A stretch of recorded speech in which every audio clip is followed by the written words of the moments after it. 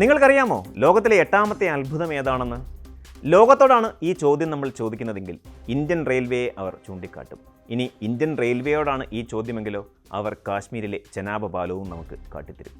ബ്രിട്ടീഷുകാർ ഇന്ത്യയിൽ എത്തിയില്ലായിരുന്നുവെങ്കിൽ പാമ്പിനെയും പഴുതാരെയും ആരാധിച്ച് പരസ്പരം പോരടിക്കുന്ന ഗോത്രവർഗ്ഗങ്ങളായി ഇന്നും തുടരുന്ന ഒരു ജനതയായിരുന്നേനെ ഈ മണ്ണിലുണ്ടാവുക എന്ന് പരിഹസിക്കുന്നവരോടാണ് നിങ്ങൾ ഈ അത്ഭുതം കാണണം.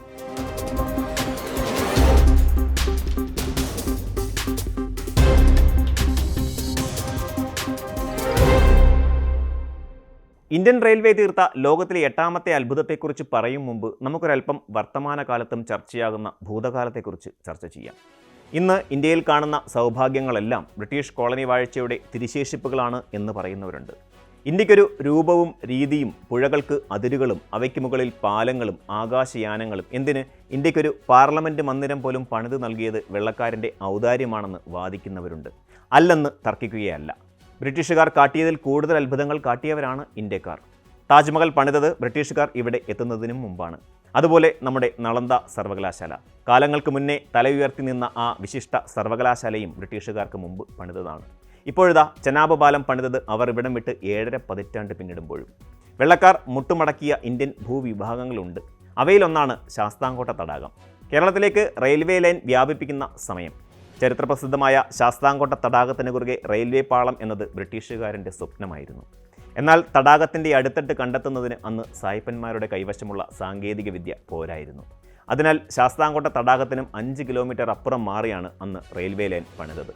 കേരളത്തിൽ തന്നെ അഷ്ടമുടി കായൽ ഉൾപ്പെടുന്ന കായലുകൾക്ക് കുറുകെ പാലം പണിതതും കഴുതുരുട്ടിയിൽ 13 കണ്ണറ പാലം പണിതതും 680 മീറ്റർ നീളത്തിൽ മല തുരന്ന് ആര്യങ്കാവിൽ തുരങ്കം പണിതതും നദീതടങ്ങൾ ഉയർത്തിയതുമെല്ലാം റെയിൽവേ ഗതാഗതം സാധ്യമാക്കാൻ വേണ്ടി ബ്രിട്ടീഷുകാരാണ്.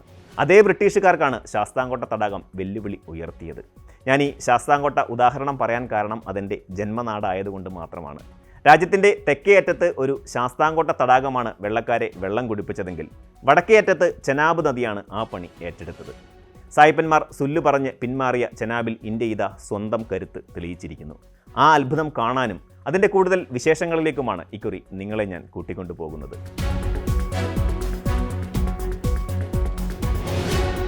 ഇത് ചെനാബ് നദി. പഞ്ചാബിന് ആ പേര് നൽകുന്ന പഞ്ചനദികളിൽ ഒന്ന്. ചന്ദ്രഭാഗ എന്നാണ് ഇവളുടെ മറ്റൊരു വിളിപ്പേര്. ഇന്ത്യയിലെ ഹിമാചൽ പ്രദേശ് സംസ്ഥാനത്തിലെ ലാഹുൽ സ്പിറ്റി ജില്ലയിലാണ് ചെനാബിൻ്റെ ഉത്ഭവസ്ഥാനം. ഹിമാലയത്തിൻ്റെ ഉയർന്ന ഭാഗങ്ങളിൽ ഉൾപ്പെടുന്ന താണ്ടി എന്ന സ്ഥലത്ത് വെച്ച് ചന്ദ്ര, ഭാഗ എന്നീ ഉറവകൾ കൂടിച്ചേർന്ന് ചെനാബ് നദിക്ക് ജന്മം നൽകുന്നു. ജമ്മുവിലൂടെ ഒഴുകി പഞ്ചാബ് സമതലത്തിലെത്തിച്ചേരും. ട്രിമുവിൽ വെച്ച് ധാലം നദിയും പിന്നീട് രവി നദിയും ചെനാബിൽ ലയിക്കുന്നു. ഉച്ച് ഷെരീഫിൽ ചെനാബ് സത്ലജ് നദിയുമായി കൂടിച്ചേർന്ന് പഞ്ച്നാദ് നദി രൂപപ്പെടുന്നു. സത്ലജ് മിതൽക്കോട്ടിൽ വെച്ച് സിന്ധു നദിയോട് ചേരുന്നു. ഏകദേശം 960 കിലോമീറ്റർ നീളമുള്ള ചെനാബിലെ ജലം സിന്ധു നദീജല ഉടമ്പടി പ്രകാരം പാകിസ്ഥാന് അവകാശപ്പെട്ടതാണ്. ദുർഘടമായ മലമടക്കുകളും മഞ്ഞുവീഴ്ചകളും ജമ്മുവിലെ ഗതാഗത സംവിധാനത്തെ തടസ്സപ്പെടുത്താറുണ്ട്.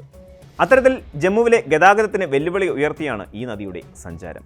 ജമ്മു കാശ്മീരിലെ റിയാസി ജില്ലയിൽ ബക്കലിനും കൗരിക്കുമിടയിൽ ചെനാബ് നദിക്ക് കുറുകെ ഒരു റെയിൽപാളം നിർമ്മിച്ചാൽ സിവിലിയന്മാർക്ക് മാത്രമല്ല തന്ത്രപ്രധാനമായ സൈനിക ആയുധ നീക്കത്തിനും ആപ്പിൾ ഉൾപ്പെടെ ജമ്മുവിലെ വിളകൾ ഇന്ത്യയുടെ മറ്റു ഭാഗങ്ങളിൽ എത്തിക്കാനും വിനോദസഞ്ചാരത്തിനുമെല്ലാം ഉപകാരപ്പെടും. പക്ഷേ മലമടക്കുകൾക്കിടയിലൂടെ ഒഴുകുന്ന ചെനാബ് നദിക്ക് കുറുകെ ഒരു പാലം എന്നത് ഏറെ വെല്ലുവിളി നിറഞ്ഞതായിരുന്നു. നിർമ്മാണ പ്രവർത്തനങ്ങൾക്ക് മറ്റൊരു തടസ്സവും ഇവിടെയുണ്ട്.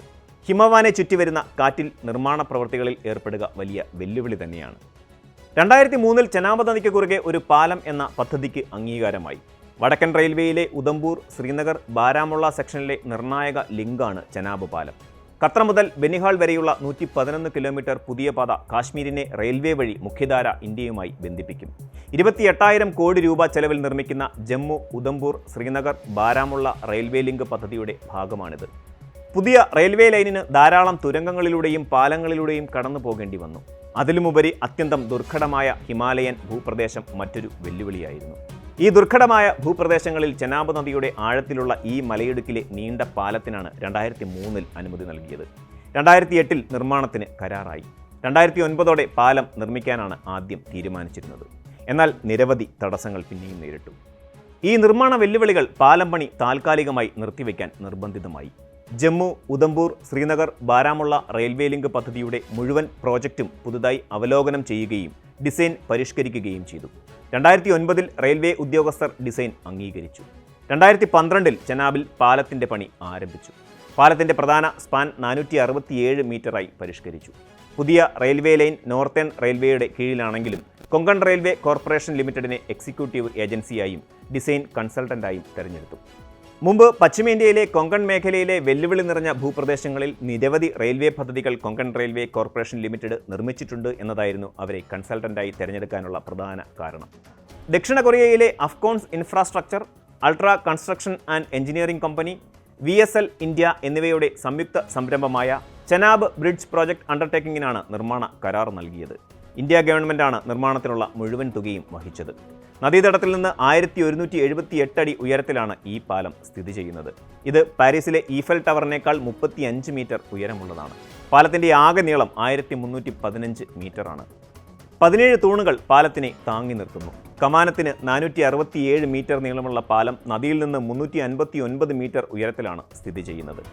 നിലവിൽ ലോകത്തെ ഏറ്റവും ഉയരം കൂടിയ ചൈനയിലെ ഷുബായ് റെയിൽവേ പാലത്തെയാണ് ഇതോടെ ചെനാബ് പാലം മറികടന്നത്. ചൈനയിലെ ഗെയ്ഷു പ്രവിശ്യയിൽ ബിബാൻജിയാങ് നദിക്ക് കുറുകെയുള്ള 275 മീറ്റർ ഉയരത്തിലുള്ള പാലമാണ് ഇതോടെ ഉയരത്തിൽ രണ്ടാമതാകുന്നത്.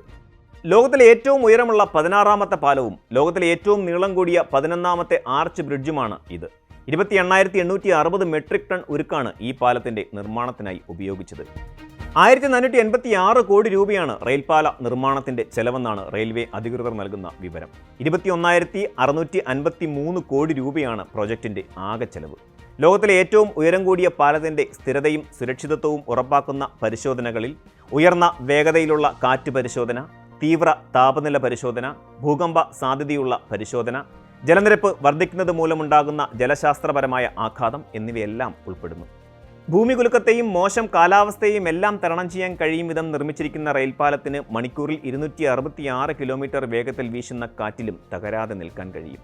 റിക്ടർ സ്കെയിലിൽ 8 വരെയുള്ള ഭൂചലനത്തെ അതിജീവിക്കാനുള്ള ശേഷി പാലത്തിനുണ്ടെന്ന് അധികൃതർ പറയുന്നു.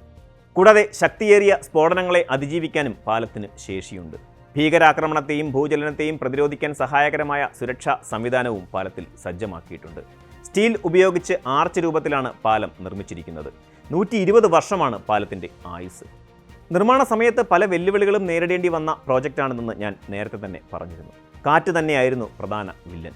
എന്നാൽ എല്ലാ വെല്ലുവിളികളെയും അതിജീവിച്ച് ചെനാബ് പാലം യാഥാർത്ഥ്യമായി. ബാരാമുള്ളയെയും ശ്രീനഗറിനെയും ജമ്മുവുമായി ബന്ധിപ്പിക്കുന്ന ഈ പാലം സഞ്ചാരയോഗ്യമാകുന്നതോടുകൂടി യാത്രാ സമയത്തിൽ 7 മണിക്കൂറുകളോളം കുറവ് വരും. 2022 തന്നെ പാലത്തിൻ്റെ പണികൾ ഏതാണ്ട് പൂർത്തിയാക്കിയിരുന്നു. 2024 ജൂൺ മാസം അവസാനത്തോടുകൂടി ഇതിൻ്റെ മുകളിലൂടെ ട്രെയിൻ പരീക്ഷണ ഓട്ടവും നടത്തി. രംബാനിൽ നിന്ന് ബാരാമുള്ളയിലേക്കുള്ള ട്രെയിൻ സർവീസാണ് ലോകത്തിലെ 8ാമത്തെ അത്ഭുതമെന്നറിയപ്പെടുന്ന ഈ റെയിൽ പാലത്തിലൂടെ കടന്നു പോവുക. മണിക്കൂറിൽ 100 കിലോമീറ്റർ ആയിരിക്കും പാലത്തിലൂടെയുള്ള ട്രെയിനിൻ്റെ പരമാവധി വേഗം. ചുരുക്കത്തിൽ ഒരു എഞ്ചിനീയറിംഗ് വിസ്മയമാണ് ഈ പാലമെന്ന് നമുക്ക് പറയാം.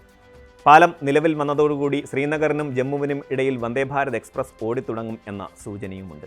ഈ വർഷം അവസാനത്തിലോ അല്ലെങ്കിൽ അടുത്ത വർഷം തുടക്കത്തിലോ ആയിരിക്കും ലോകത്തിലെ ഏറ്റവും ഉയരത്തിലുള്ള റെയിൽവേ പാലത്തിലൂടെ ട്രെയിൻ ഓടിത്തുടങ്ങുക. ചെനാബ് ബ്രിഡ്ജ് നിൽക്കുന്ന സ്ഥലം ഇപ്പോൾ തന്നെ സഞ്ചാരികളുടെ ഇഷ്ട ഇടമായി മാറിക്കഴിഞ്ഞു. റേസി ജില്ലയിൽ ഇനി സഞ്ചാരികളുടെ തിരക്കേറുമെന്നാണ് സൂചന.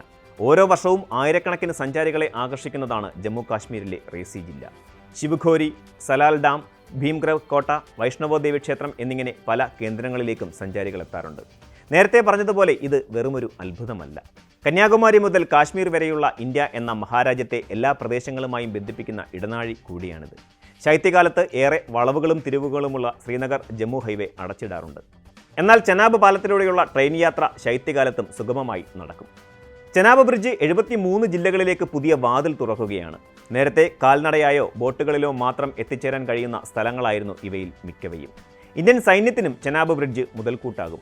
ആളും ആയുധങ്ങളും എത്തിക്കാൻ ഈ പാലം പ്രധാന മാർഗമാകും. ഇന്ത്യയുടെ സൈനിക, സാമ്പത്തിക, രാഷ്ട്രീയ ഗതാഗതത്തിൻ്റെ പ്രധാന കേന്ദ്രമായി ഈ പാലം അറിയപ്പെടും.